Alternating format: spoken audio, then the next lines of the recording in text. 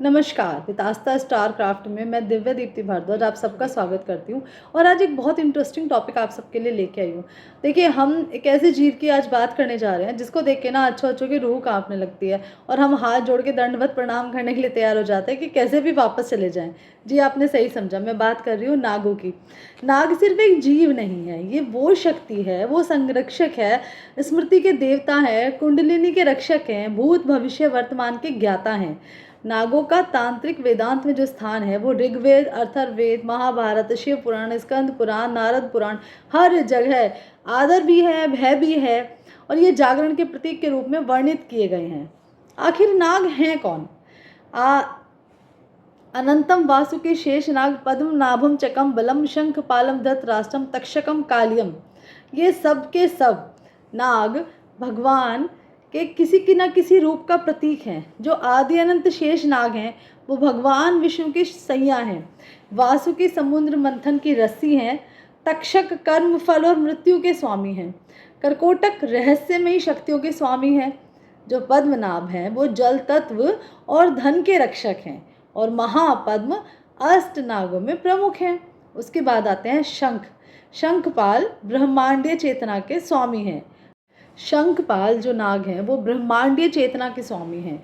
इसके बाद जो आते हैं वो कालिया नाग हैं, वो गुप्त विद्याओं के अधिपति हैं और ये सभी के सभी अष्ट नाग कहलाते हैं। पृथ्वी, जल, जीवन, मृत्यु, पुनर्जन्म, आध्यात्मिक विकास, ये सब के पहरेदार हैं। जो इनकी शरण में जाता है उनका जीवन तर जाता है। इन्हीं के उपलक्ष्य में हम श्रावण मास में एक नाग पंचमी नाम का त्यौहार मनाते हैं। बात करेंगे नाग पंचमी क्यों इतनी खास है। श्रावण मास में आने वाली नाग पंचमी केवल सांपों की पूजा के लिए नहीं है, ये एक ऊर्जा का जागरण है। ये वही तिथि है जिस दिन किया गया एक पूजन आपको पितृदोष से मुक्ति दिलाता है, काल सर्प दोष का समन करता है, अदृश्य बाधाएं और ग्रह पीड़ा को भी दूर करने में सक्षम है, कुंडली शक्ति को जागृत कर सकता है, वंश वृद्धि, संतान सुख, मानसिक शांति, ये सब देने में सक्षम है। ये दिन भोग से योग की यात्रा की पहली सीढ़ी है, प्रारंभ है। देखिए, हमारे यहाँ ना हर चीज़ प्लैनेट्स के साथ कनेक्ट हो जाती है। अब इन नागों का भी ग्रहों के साथ एक बहुत संबंध है। जो नाग देवता हैं उनकी पूजा के भी बहुत लाभ मिलते हैं ग्रहों की शांति के लिए।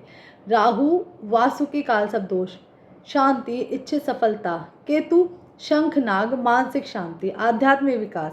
शनि तक्षक और शनि दोष, बाधाओं, न्याय में विजय के लिए। बुध पद्मनाभ, बौद्धिक विकास, वाणी दोष के शमन के लिए।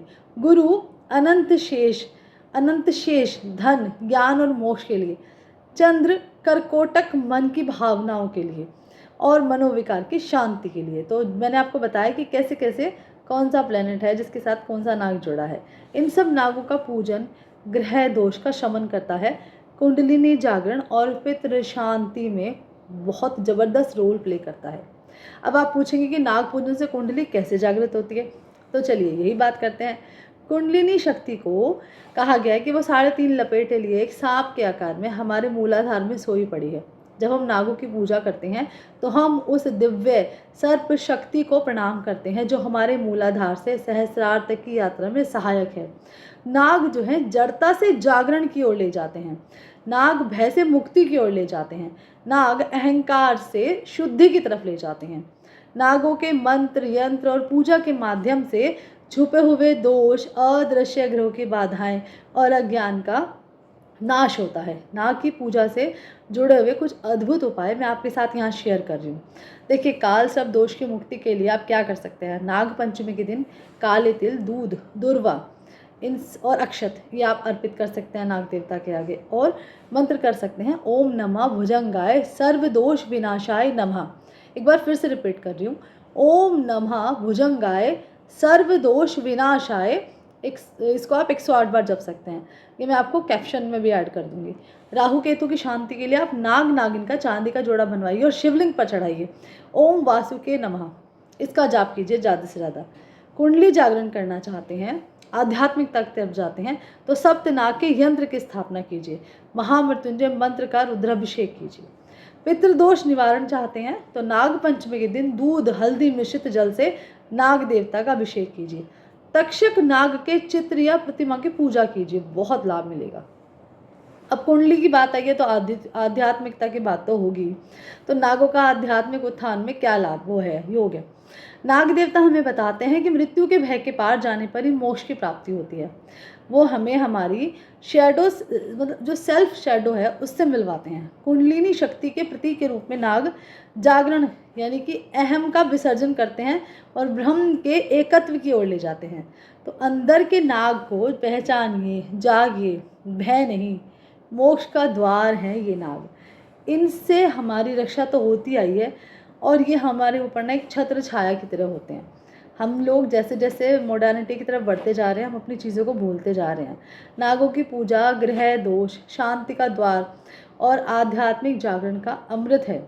नाग केवल पूजा नहीं जाता, वो चेतना के रक्षक हैं। नाग पंचमी एक ऐसा अवसर है जो भाग्य और आध्यात्म के नए द्वार खोलने का सामर्थ्य रखता है। जब तक भीतर के नाग सोए हैं ना, तब तक जीवन अधूरा है। इसीलिए इस नाग पंचमी विशेष पूजा कीजिए और पाइए नाग देवता का आशीर्वाद।